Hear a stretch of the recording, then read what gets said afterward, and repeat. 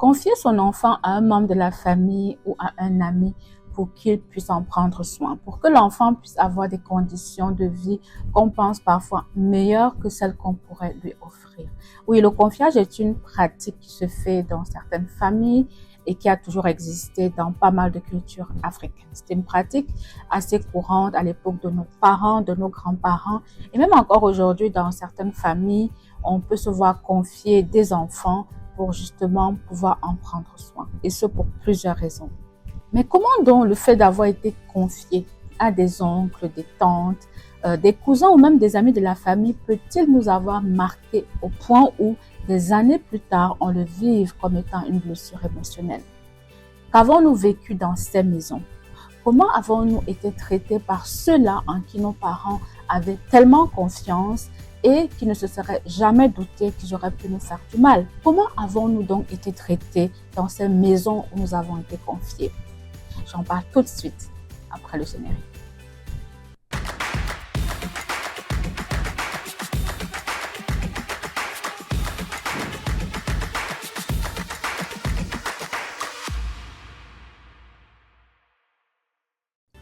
Bonjour à tous et bienvenue sur Mental Science, la chaîne YouTube qui vous parle de santé mentale dans les communautés africaines. Confier son enfant demande de la confiance parce qu'on ne confie pas son enfant à n'importe qui, mais cela demande aussi du courage. Car même si nous connaissons bien la personne à qui on le confie, ce n'est pas toujours évident de se séparer. La séparation peut être difficile pour les parents, mais elle peut également être difficile et très mal vécue pour l'enfant.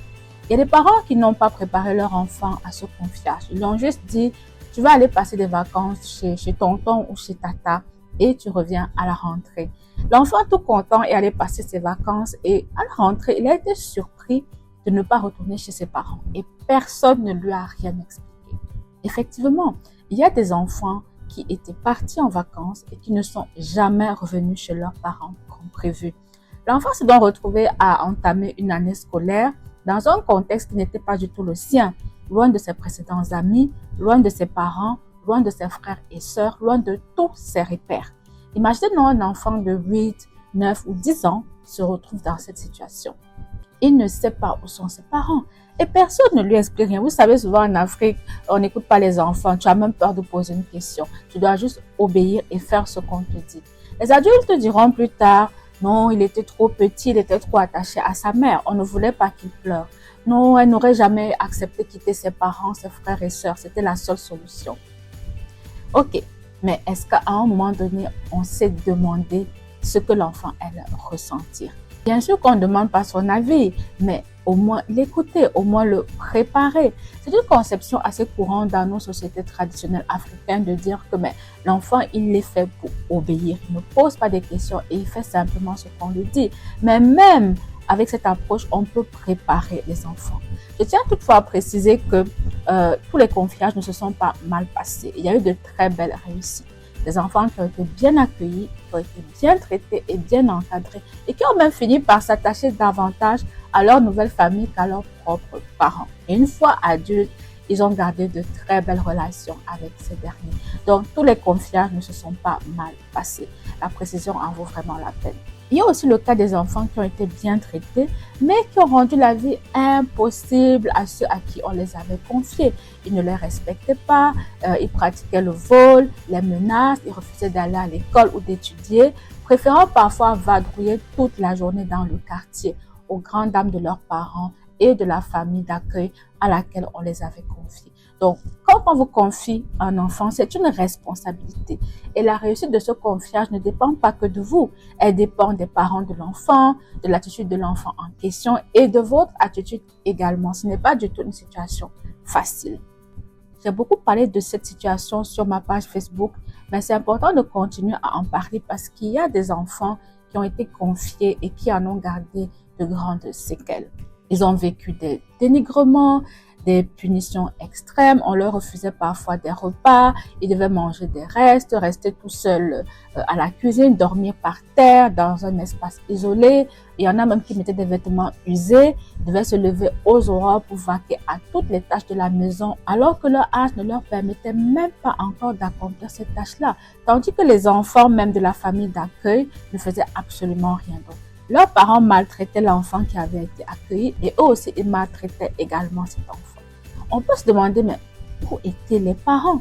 Il y a des parents qui ont fait des suivis réguliers, donc pour voir comment les choses se passent. Ils venaient parfois rendre visite, ils étaient au courant, mais certains ont fermé les yeux parce qu'ils avaient peur et parce qu'ils estimaient que le sacrifice en valait la peine. Tu es venu ici pour étudier et avoir un diplôme. Nous n'avons pas les moyens de t'offrir cette éducation, donc il faut que tu supportes. Une fois que tu as fini, tu t'en vas. Il y a aussi des parents qui ont récupéré leurs enfants. Oui, quand ils ont compris que ces derniers n'étaient pas heureux, qu'ils étaient maltraités, ils les ont purement et simplement repris.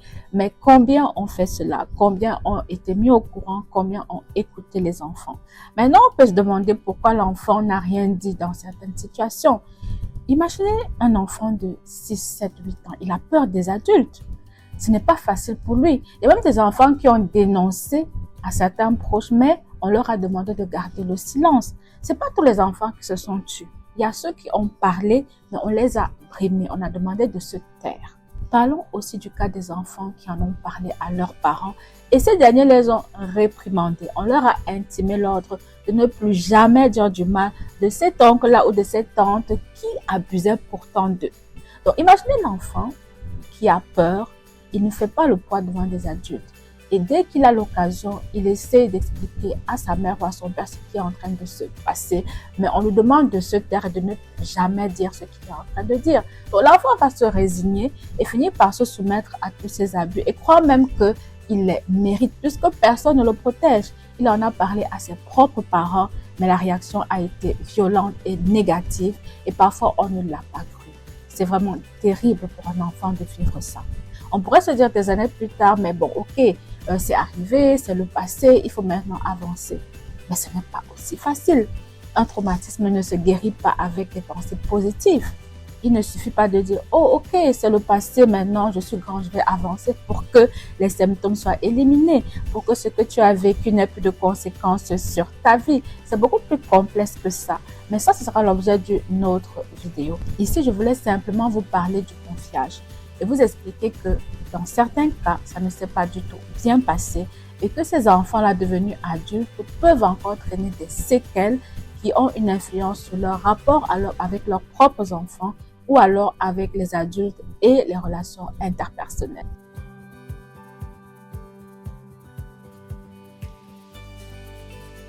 Plusieurs personnes viennent consulter pour des problèmes relationnels axés sur le sentiment de rejet et d'exclusion. Elles ne sont pas parfois conscientes que les problèmes émotionnels qu'elles rencontrent aujourd'hui dans leurs relations de couple, au travail, avec leurs amis ou même avec leurs enfants sont influencés par les traumatismes qu'elles ont vécus avec les personnes chez qui leurs parents les avaient confiés. Elles ont par exemple tendance à tolérer la maltraitance, elles ont peur de donner leur avis, elles manifestent un manque de confiance en soi, d'estime de soi. Elles ont même parfois du mal à trouver leur place et à ne pas se sentir rejetées.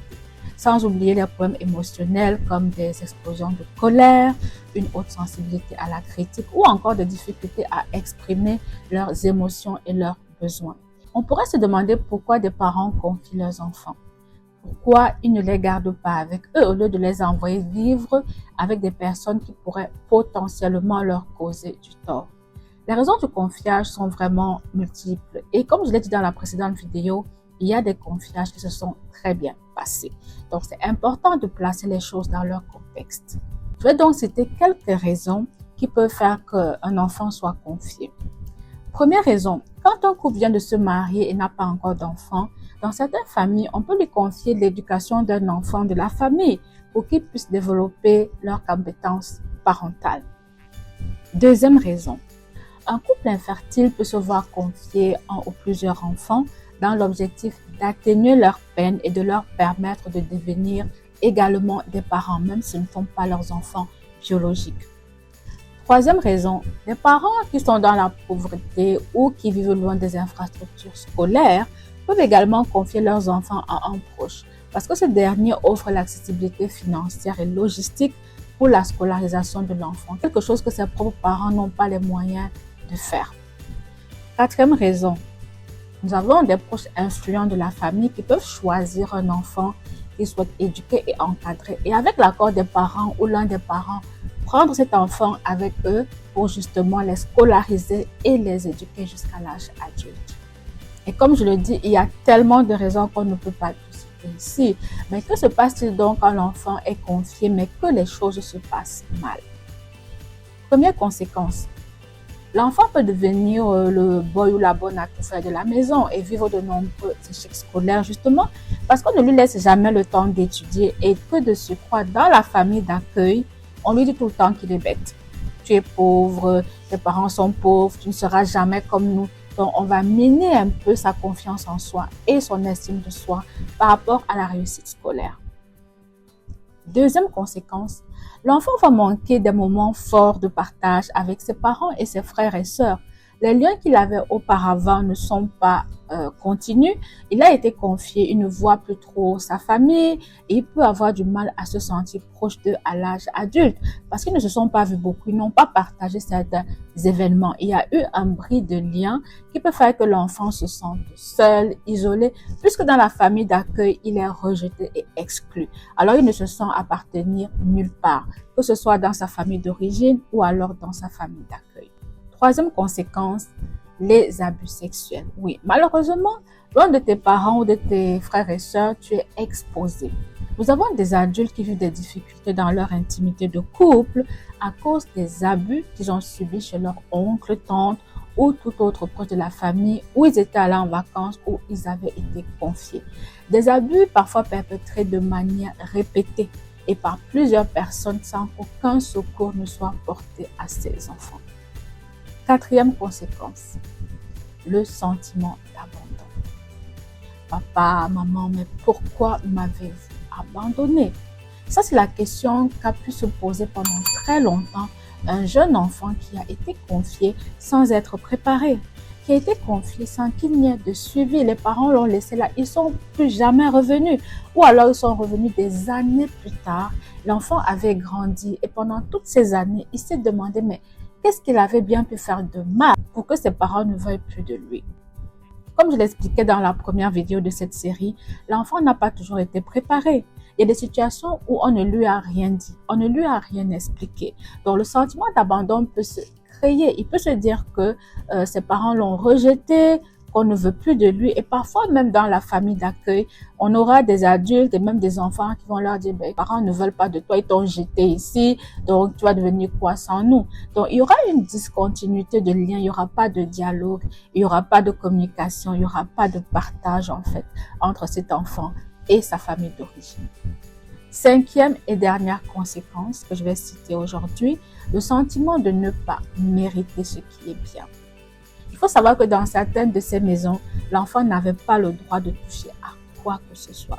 Oh, ne touche pas à notre télé, ne touche pas à notre télécommande, ne te couche pas dans le lit de mes enfants, ne mange pas dans mes assiettes, tout ça. Donc, vous voyez, l'enfant a le sentiment que lui, il est à part, qu'il ne mérite pas en fait ce qui est bien.